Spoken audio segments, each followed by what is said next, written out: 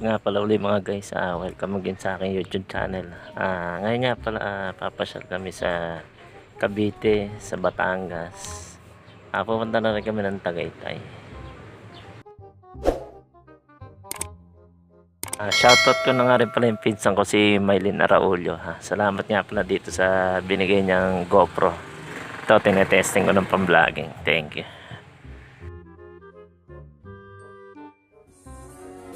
Pala yung first stop namin dito, parang ito daw yung sikat na beach dito sa Batangas, yung Matabong Kaima.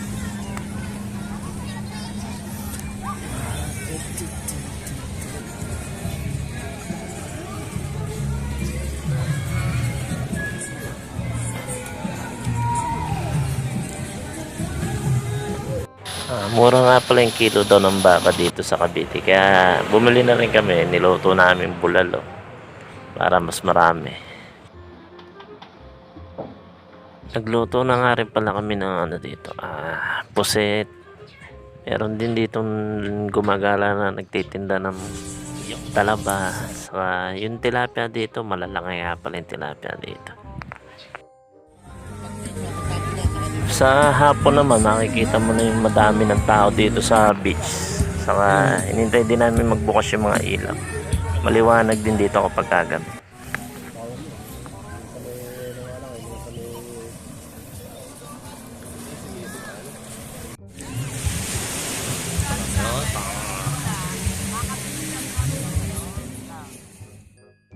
Kinabukasan naman, punta naman kami ng Tagaytay.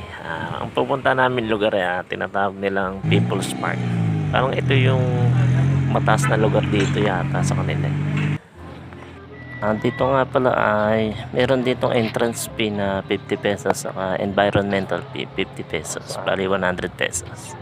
Saka meron din mga kainan dito sa ibaba.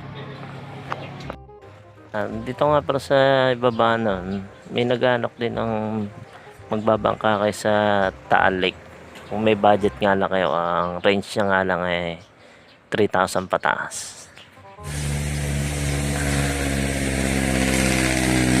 Akit lang na mataas. Pwede naman daw mag-jeep sa babayad ka.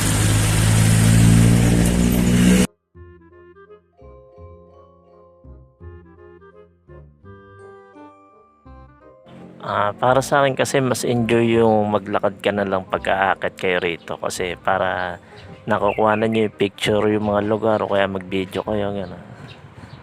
Saka mapapansin nyo marami din nga palang turistang pumupunta dito.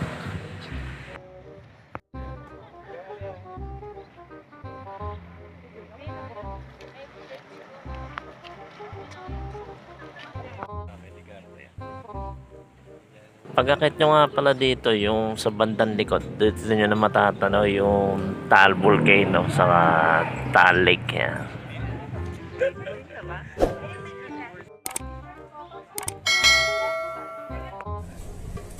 Ito na yung pinakamataas na pwesto dito sa People's Park. Kaganda ng view, kaya pagka pupunta kayo ng Tagaytay, isama nyo sa bucket list tong People's Park na to.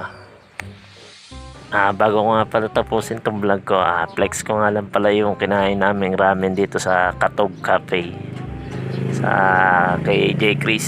Solid, sarap.